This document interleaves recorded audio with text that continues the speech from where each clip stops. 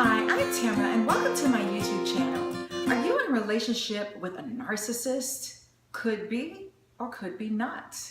In order to be diagnosed with narcissistic personality disorder, a person must fit the criteria in the DSM-5 because otherwise, anytime you had a problem with somebody, you would probably think they were just being narcissistic because they're being selfish, but there's more to it than that. Have you heard the phrase, all is fair in love and war? That phrase, I think, was either created by a narcissist or someone who understands that the nuances of love can be quite complicated. And if you try to put rules on love, it just doesn't quite work as well. Because when you think of love, you think of the heart, you think of romance, and it's not something that we automatically go into a thinking process with. We have to train ourselves. And that's how people get into toxic relationships in the first place, because that's the area in life where you can go with what you feel. And sometimes your subconscious has a mind of its own. So I think when it comes to matters of the heart, this area can be very, very tricky. Let's say there's someone that you are in a relationship with and somebody else comes along and for some reason you feel a strong attraction to that person, and so you end up leaving your previous relationship to go be with that other person. That's why there's a such thing as all is fair in love and war. It's an area where some rules sort of have to be broken. If you're gonna spend the rest of your life with someone, then sometimes you have to make decisions that are not logical or that can even be unfair and that can even be hurtful or crushing. So it can be tricky. You might say, she's narcissistic because she disregards my like for being on time, when it's just a personality conflict. So the reason why there are criteria is to safeguard us from giving someone that label or that diagnosis when it's actually inaccurate.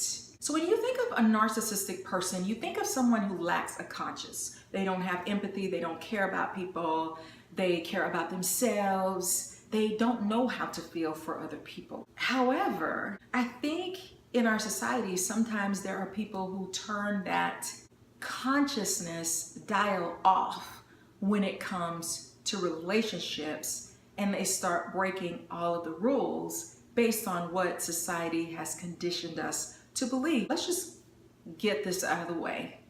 Men cheat in relationships and women cheat in relationships. And it doesn't matter whether it's a male or female, cheating is wrong. It's not something that people say is an okay practice. In our society, we have socially accepted some norms, either A, because we can't handle it when it happens, or B, because it seems like it happens quite frequently. So for example, for the sake of this argument, let's use men. So in our society, we make excuses for cheating. Let's say you have a husband and he cheats all the time, and he thinks that it's okay for him to cheat in the back of his mind because I'm a man, I have needs and desires, and society has excused this sort of behavior in many ways. It might be because a woman may feel like she's not strong enough to leave her husband if he's cheating on her. And so we make excuses that, well, okay, I give them a pass, or men can't help it. There are men out there who believe that they have the right to be that way. They believe that women are subservient to them. And there are a lot of men who believe that cheating is absolutely 100% wrong, and that a woman is just as capable mentally as they are. So does a serial cheater go into a narcissistic range? It can delve into a range of practicing narcissism. That's what I'm going to call it.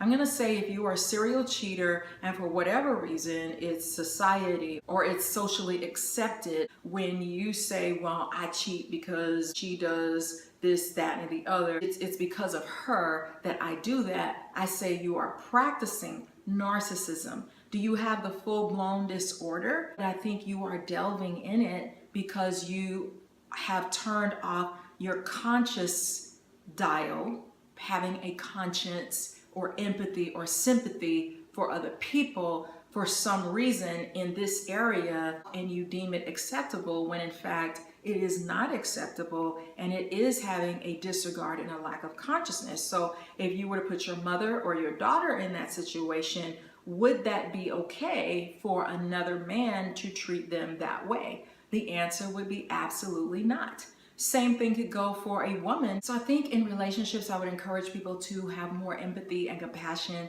for the person that you're with. You don't want to hurt someone or break them down. The scary thing about relationships is that relationships can bring out the id in some people. So if you look at the ego, the superego, and the id is that area where you want what you want. It doesn't matter what's right or wrong. You sort of act out on those things. And I think relationships are a place where it brings out some of our insecurity, hurts from the past, and sometimes we can act those things out in a narcissistic way to try to heal from our own hurts, and then we turn that consciousness knob off. You should treat your mate with the utmost respect, with kindness, with lovingness, because that's what a relationship, the core of a relationship, is all about. One interesting thing about narcissists is they can have empathy or they can have understanding for people in certain situations or predicaments because it is a memorized fact in society. If someone's house blows down in a tornado, oh sure, I'll help that person. They can have empathy as long as it's not personal. Then all of a sudden the rules change.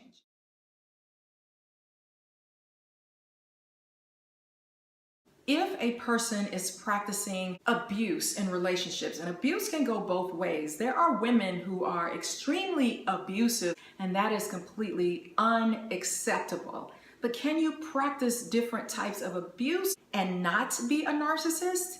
I think the answer to that is yes. Do I think there is a much, much, much higher probability that if a person is practicing abusive behaviors, that it's because there's a great chance that person has narcissistic personality disorder? Absolutely 100%. Now, can a person have narcissistic personality disorder and not show much abuse at all? There's a possibility to that too. So it is tricky. If someone is showing abuse, like there's verbal and there's emotional abuse, that's where they're always putting you down. They take shots at you. They tell you you're ugly, dumb, stupid. They abuse you emotionally. The effects of emotional and verbal abuse are very hard to overcome, and they can be wounding. Even if you don't have NPD, you are practicing narcissism because you need to develop a consciousness for the person that you're with. Another type of abuse is mental or psychological abuse, where the person plays mind games with you. When a man or a woman is trying to get ahead in life, they may learn certain tactics and techniques and strategies for getting ahead that might not be so nice, but being totally power hungry, that can be a trait of narcissistic personality disorder. So if someone is mentally or psychologically abusing you, they do things to make you feel like you're going nuts. They do little things to bait you and trap you and trick you, just mind games. I think you are getting into some personality disorders for sure, where they are good at it and they don't stop when they get you to believe that you are crazy, you are psycho, when in fact they're the ones that really have the mental disorder, but they're convincing you to go along with some of their practices that otherwise you would think are strange or weird, and they convince you that they are right. Because narcissists like power and control, there's also a such thing as financial or economic abuse, where they can use their power to break you down in financial areas. One of the difficulties in a relationship is getting on the same page financially. So maybe you're a spender and the other person is a saver. Does that automatically mean that a person is a narcissist? No, I don't think you can accuse someone of that, although it would be tempting. because people feel so strongly about that area. But if you are doing things to the person, like you're putting credit cards in that person's name, you're destroying their credit, they have savings, and you're going in totally destroying their bank account and using it to create businesses that fail, it's like, oh, this is just free money. I can take it and do whatever I want to without regarding your household and what you guys need to survive and to make it every day. That is abusive. And then, of course, there's physical abuse. They may have grown up in an environment where that was acceptable, or they haven't learned how to handle or channel their anger, but they are definitely practicing narcissism because you are disregarding and having a lack of conscience for the person that you are supposed to love. And we all know that physical abuse is completely 100% unacceptable. Have there been cases where someone with narcissistic personality disorder has physically abused their mate, whether they are female or male? 100% so. And they can think, I didn't do anything wrong. That's totally okay. Some signs that you could be in a relationship with somebody who's narcissistic: the conversation usually comes back to I. They don't seem to be very interested in you. They just want to talk about how great and wonderful they are and how much you should admire them. Another red flag in relationships is they have an attitude of I'm better than you, or you are beneath me, or you are my trophy, you are my thing, you are what I put on a pedestal. And they can also have that mentality with other areas of life, like religion or socially or physically or academically. I am better, I am the trophy. You should admire me, you should praise me, you should worship me. A red flag would be a sense of entitlement. You owe this to me. I deserve preferential treatment. Now, the tricky part is, in a relationship, I think you should both treat each other very well and cater to each other's needs and wants and try to do those kinds of things. That's not being narcissistic. That's being caring about the other person. Or if you feel like you're not getting your needs met, that does not mean necessarily that you are narcissistic. But it could be. A narcissistic person could be very charming. They might lure you in with money. Can someone be charming and not a narcissist? Absolutely. But I think that's how narcissists reel you in, and then you get in deep and you start seeing all of these maladaptive behaviors and it gets out of control, and then it can be a challenge to leave.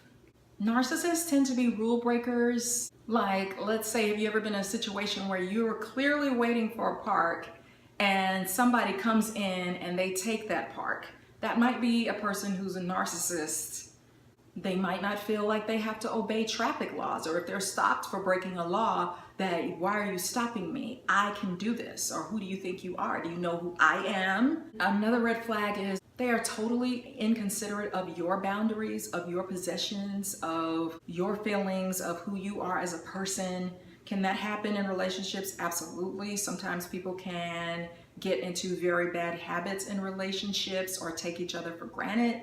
But at the same time, a narcissist can maybe be someone who breaks promises and obligations. Let's say you're divorced and you break promises to your child all the time. You tell them, oh, I'm going to come and pick you up, or we're going to do something fun together, and you never show up. That is practicing narcissistic behavior, but it also could be a sign that someone is narcissistic because they lack a conscience for that other person. Well, I feel upset that my father treated me badly. However, I'm practicing the same behavior with my own children. That is unacceptable. A narcissistic person is going to be very manipulative. You know that you're being manipulated and baited all the time. There's a possibility that they have NPD. They make decisions based on their own needs and not yours ever. They use you as an extension. When you are expecting someone to meet unreasonable needs of yours and you somehow think you are entitled to certain treatment, but you don't give it back. You think you are owed certain things. Maybe your mate is doing everything and you are not contributing in any way. Then you are practicing narcissism. You have to look out for yourself. I hope that some of these things helped you to gently understand some aspects of the disorder and also what's not. Please share this video with people that you think it would help. Bye.